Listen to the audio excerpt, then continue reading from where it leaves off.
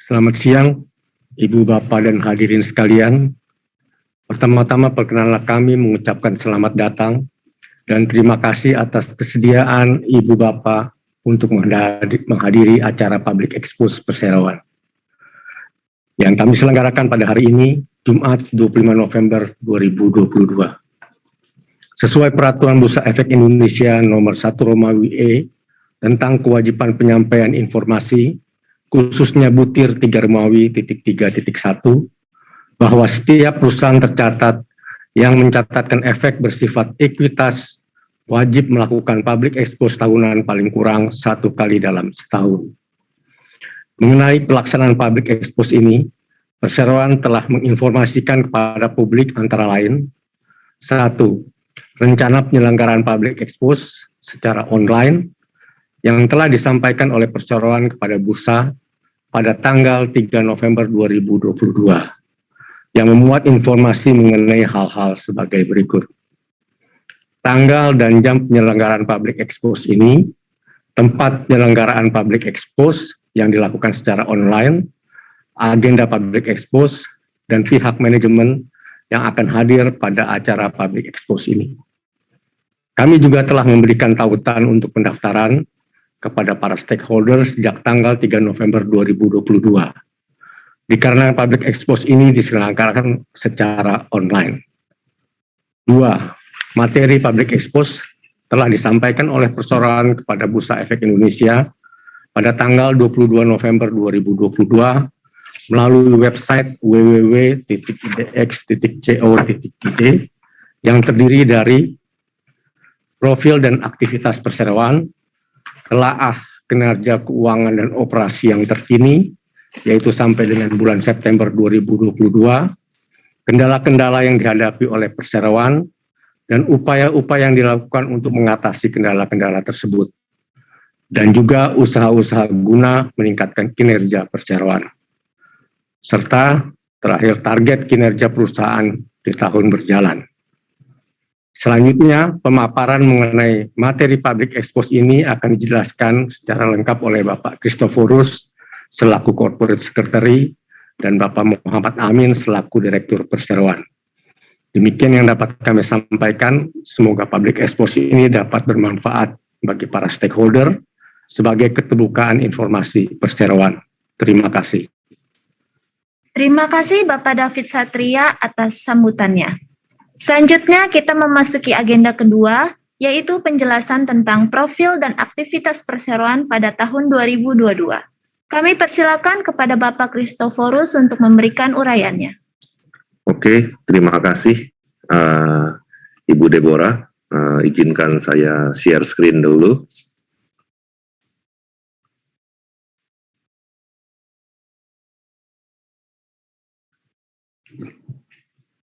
Oke, selamat siang kepada Ibu dan Bapak sekalian, para peserta Public Expose PT Asaimas Flat Glass Tbk. Dalam kesempatan ini, izinkanlah saya memberikan sedikit pemaparan mengenai company profile Perseroan. Yang pertama, Perseroan didirikan pada tanggal 7 Oktober 1971 dan telah memulai produksi komersialnya di tahun 1973. Status Perseroan adalah penanaman modal asing dengan bidang usaha di bidang industri kaca lembaran dan juga kaca otomotif. Perseroan telah mencatatkan sahamnya di Bursa Efek Jakarta dan Surabaya, atau sekarang disebut Bursa Efek Indonesia, sejak tahun 1995 dengan kode saham AMFG. Perseroan sendiri berlokasi di beberapa lokasi. Kantor pusat ada di Ancol, Jakarta, dan Perseroan memiliki 3 lokasi pabrik, yaitu 1 di Sidoarjo, yang merupakan pabrik kaca lembaran atau flat glass, dan ada lagi di Cikampek, ada 2 pabrik, yang pertama adalah pabrik kaca lembaran, dan yang kedua adalah pabrik kaca otomotif.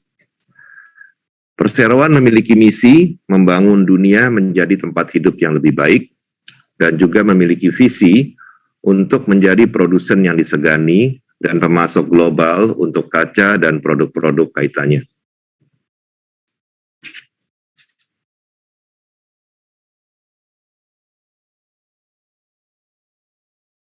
Perseroan.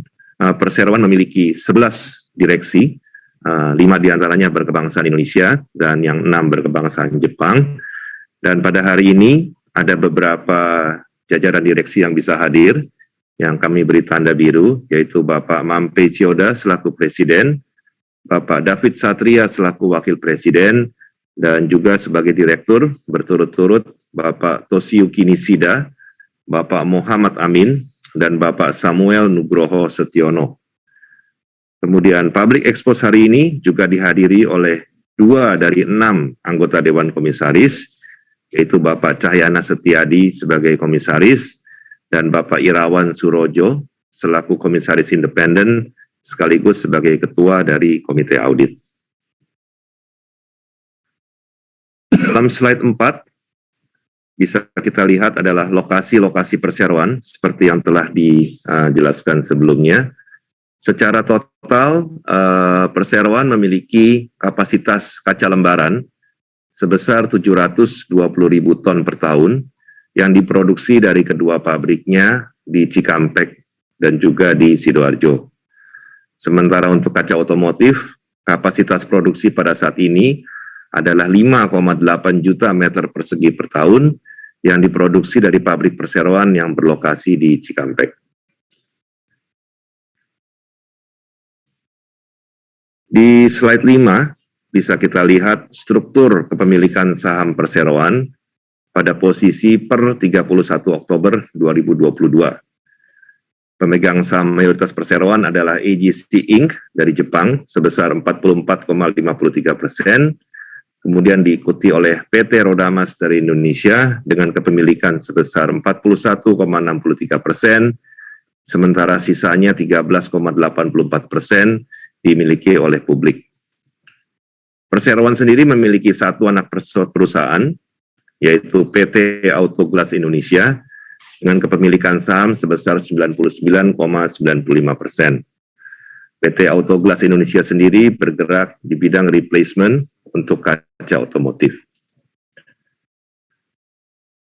Selanjutnya, izinkan kami menjelaskan sedikit mengenai produk-produk dari perseroan yang pada prinsipnya dibagi menjadi 2 kategori besar, yaitu kaca lembaran dan juga kaca otomotif. Untuk kaca lembaran sendiri kita bagi lagi menjadi 2, yaitu kaca eksterior dan juga interior. Yang pertama akan coba kami jelaskan mengenai kaca lembaran eksterior. Ini adalah salah satu contoh dari proyek-proyek yang menggunakan kaca perseroan. Kacanya disebut stop ray. Ini merupakan hasil produksi dari offline coating atau fasilitas coating terbaru kami di produk di Cikampek. Dan ini stop ray ini termasuk salah satu jenis kaca low E, di mana mereka bisa mengurangi sinar infrared yang masuk ke dalam gedung. Jadi kita lihat kaca tersebut dipakai di Pondok Indah Office, Barito Office, dan juga Promenade 57 di Jakarta. Di slide berikutnya, slide ke-9, bisa kita lihat ini juga salah satu produk yang lain dari perseroan, yaitu T-Sunlux. T-Sunlux ini juga sama diproduksi oleh produk pabrik baru kami di Cikampek, dan sekarang sudah dipasang di beberapa gedung di Jakarta, seperti di Kensington, di Menara Tendean, dan juga di Brand Simatupang. Untuk selanjutnya adalah kaca Sunergy, seperti bisa dilihat di slide ke-10. Kaca Sunergy ini diproduksi oleh pabrik kami yang di Sidoarjo dan merupakan produk dari online coating dan juga termasuk dalam kategori low E. Di sini juga kita lihat dapat dipasang di Surabaya, di 88 Avenue, dan juga di Saumata Alam Sutra. Yang selanjutnya adalah kaca Stop Sol, seperti bisa kita lihat di slide nomor 11. Ini juga merupakan produksi dari online coating dari pabrik kami yang di Sidoarjo, dan telah dipasang di contohnya adalah di Ciputra Office, BUMN Office, dan juga Keynote Tower di Alam Sutera.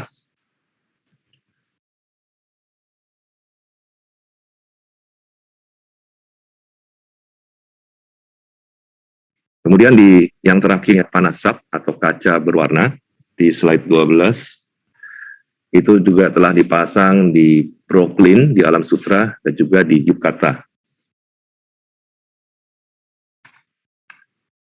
Oke, setelah kaca lembaran eksterior, sekarang sedikit kami berikan penjelasan mengenai kaca lembaran interior. Kaca lembaran interior sendiri ada beberapa produk unggulan perseroan. Yang pertama, seperti bisa dilihat di slide 14, ini adalah Mirox atau mirror, yang kaca cermin, yang biasa kita lihat di bathroom atau di toilet dan tempat-tempat lain. Selanjutnya di slide nomor 15, ini juga merupakan salah satu variasi dari mirror, di mana di sini yang diberi lapisan mirror adalah kaca warna, sehingga disebut dengan deco mirror. Ini bisa kita lihat aplikasinya di beberapa interior dari bangunan-bangunan.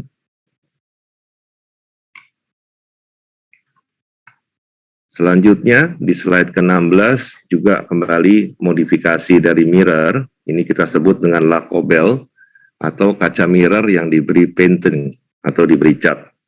Ada beberapa contoh untuk interior seperti Lacobel Pure White yang berwarna putih, dan juga Lacobel Classic Black yang berwarna hitam. Oke, setelah kaca lembaran, berikutnya sedikit kami jelaskan mengenai kaca otomotif. Seperti bisa dilihat di slide ini, untuk kaca otomotif sendiri pada prinsipnya kita bagi menjadi dua bagian besar.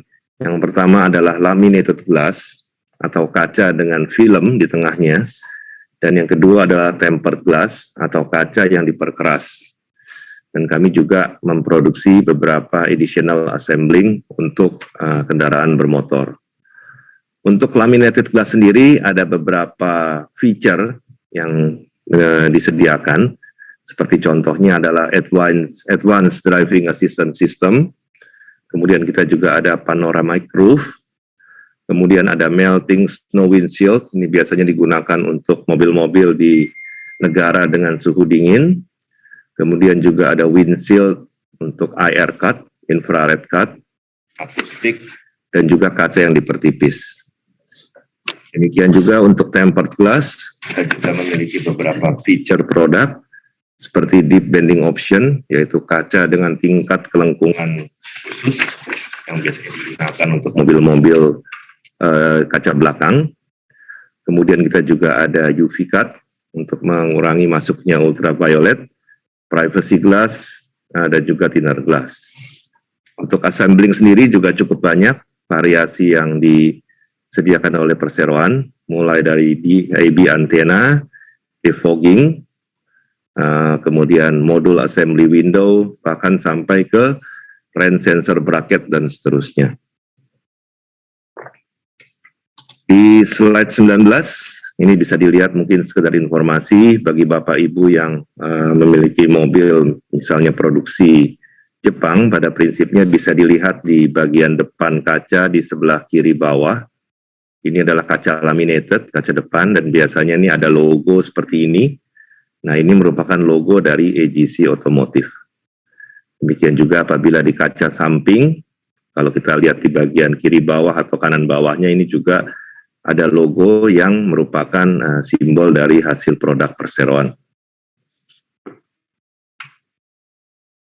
Kemudian di slide 20 bisa kita lihat beberapa pelanggan kaca otomotif OEM yang saya yakin sudah tidak asing bagi Bapak Ibu sekalian, mulai dari Japanese car manufacturer, Toyota, Honda, Mitsubishi, sampai ke Korea, Hyundai, bahkan juga sampai ke China.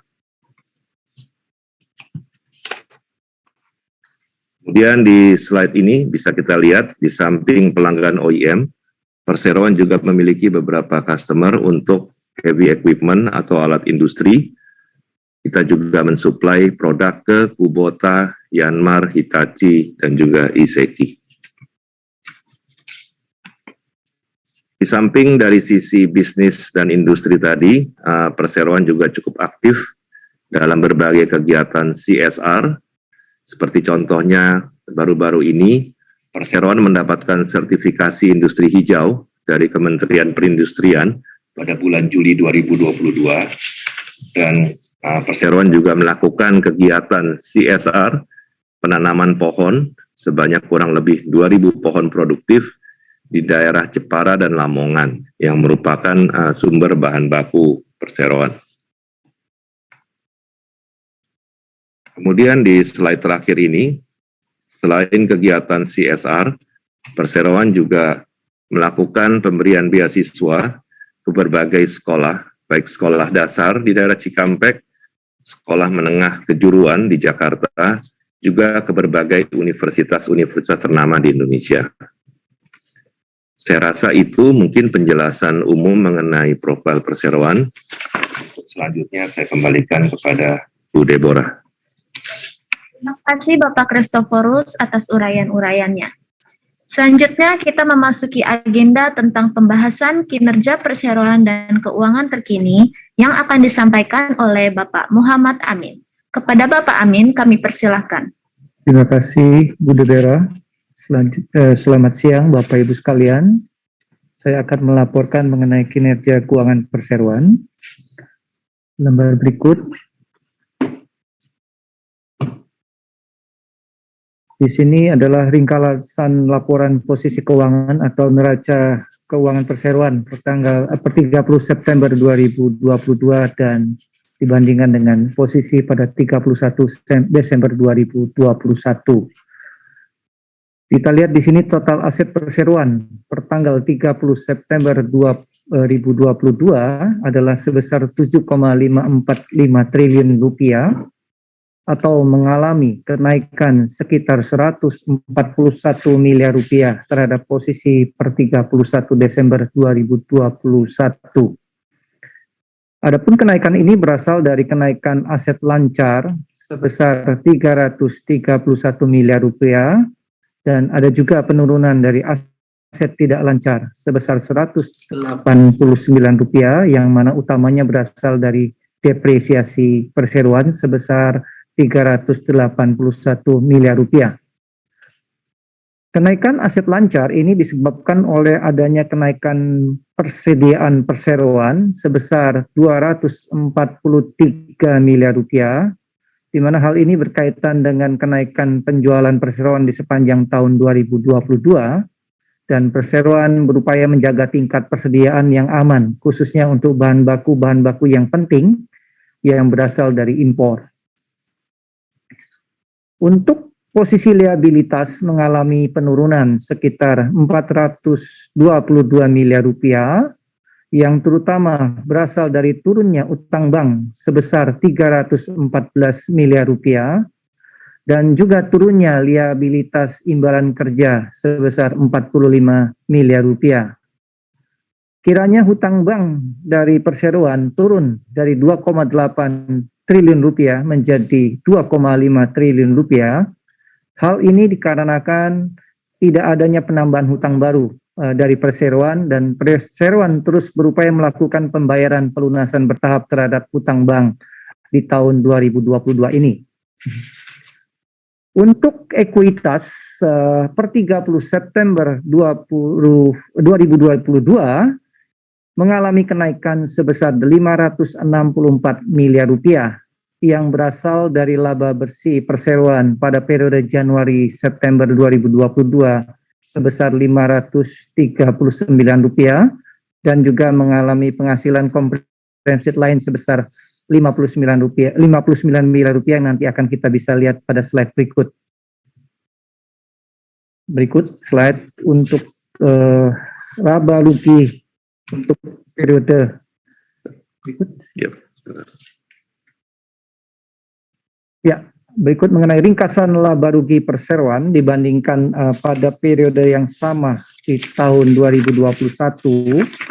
Di sini kita bisa lihat peningkatan penjualan neto mengalami kenaikan yang cukup signifikan sebesar 645 miliar rupiah atau sekitar 19% lebih baik pada periode yang sama di tahun 2021. Kenaikan ini terutama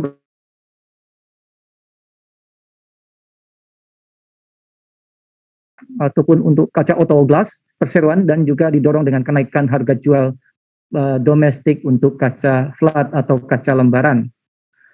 Sehingga untuk periode 9 bulan pertama pada tahun 2022 ini, perseroan membukukan operating profit ataupun laba usaha sebesar 574 miliar rupiah. Ini jauh lebih baik dibandingkan pada periode sama di tahun 2021 sebesar 312 miliar rupiah. Dalam periode ini juga terjadi adanya pelemahan mata uang rupiah, sehingga perseroan membukukan kerugian selisih kurs sebesar 66 miliar rupiah, dan juga adanya biaya bunga pinjaman kenaikan mengalami sebesar 49 rupiah, mengalami sedikit kenaikan dibanding pada tahun 2021 pada periode yang sama. Untuk saat ini posisi saldo pinjaman perseroan dalam mata uang asing yaitu 155 juta US dollar turun menjadi 111 juta US dollar. Hal ini diopset karena adanya pelemahan mata uang rupiah terhadap mata uang US dollar Amerika. Selanjutnya mengenai laporan arus kas. Untuk laporan arus kas periode Januari-September 2022 dibandingkan dengan periode sama pada tahun 2021,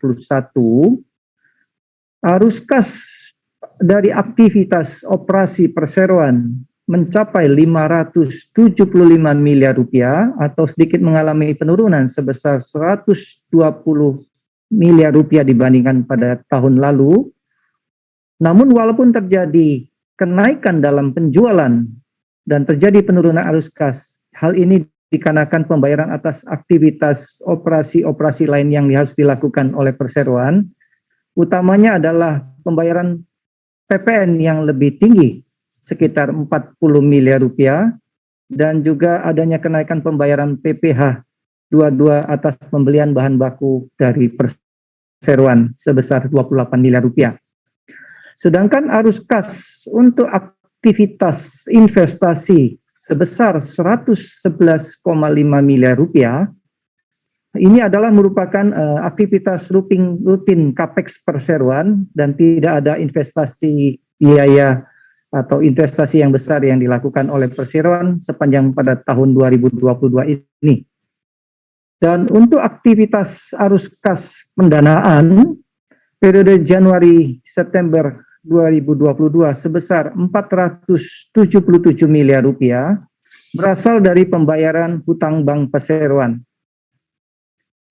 Dan sebagai catatan, di sini saldo kas 120 miliar rupiah, perseroan menilai cukup memadai untuk kebutuhan operasional dan juga mengingat perseroan masih memiliki fasilitas standby short-term loan dari beberapa sindikasi bank apabila diperlukan. Selanjutnya, di sini kita akan memberikan informasi terhadap komposisi penjualan dari perseroan untuk kaca lembaran dan maupun juga kaca otomotif. Dilihat dibandingkan pada periode yang sama tahun 2022 dengan tahun 2021, komposisi perseroan penjualan untuk domestik mengalami kenaikan terhadap tahun 2021. Dan untuk kaca otomotif mengalami kenaikan dari 27% menjadi 29%. Hal ini didorong dengan perbaikan permintaan ataupun demand daripada industri kaca otomotif. Sedangkan untuk pangsa domestik ataupun ekspor, pada tahun 2022 ini, perseroan dapat meningkatkan kinerja penjualan domestik menjadi 70% dan untuk pasar ekspor sekitar 30%. Hal ini terutama dengan makin membaiknya kondisi perekonomian di Indonesia dan perseroan berfokus pada upaya pangsa pasar domestik. Selanjutnya, kita bisa lihat untuk definisi ataupun penjualan daripada perseroan, fokus 70% untuk pasar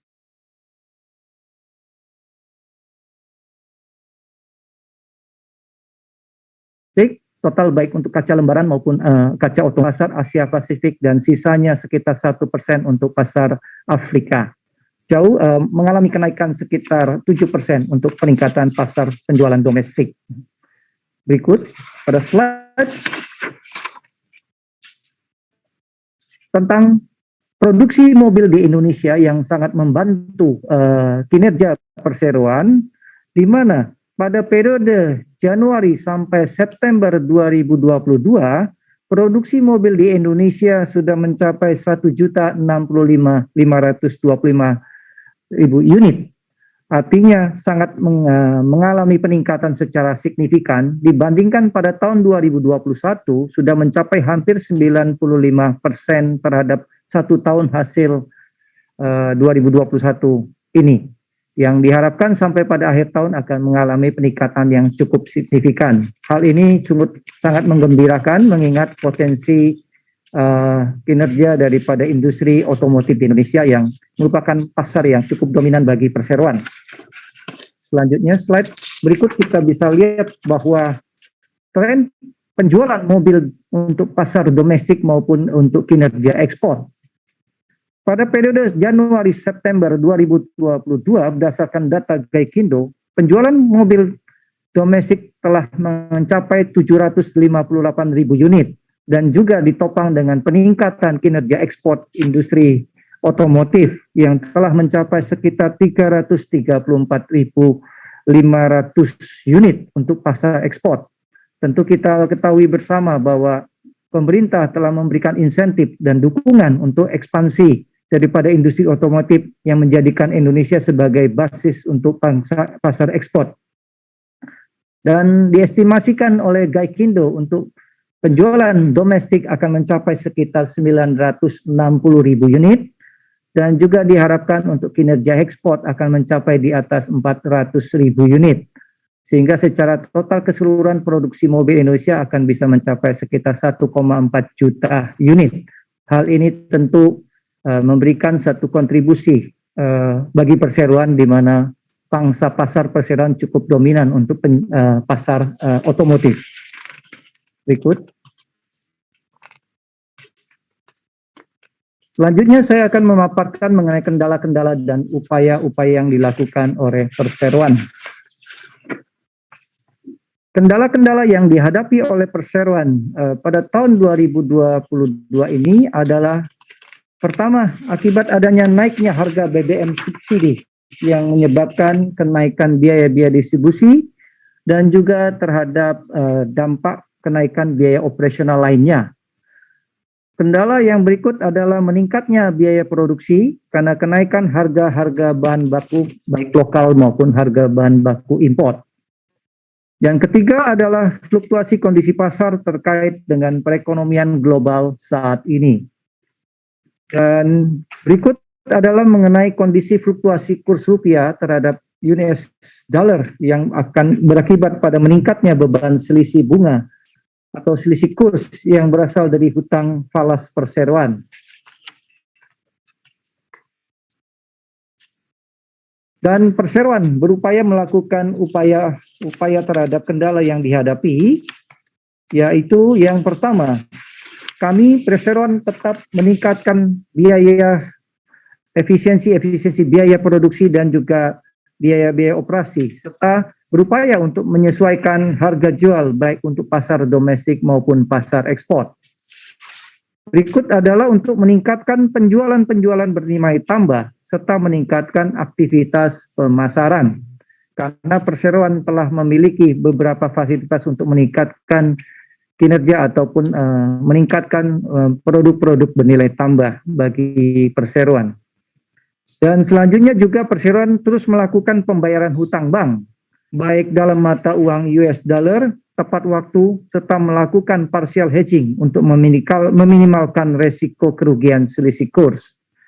Dan perseroan juga tetap menjaga tingkat ketersediaan bahan baku yang optimal, khususnya yang berasal dari impor, dengan terus meningkatkan kehandalan daripada rantai pasokan bahan baku.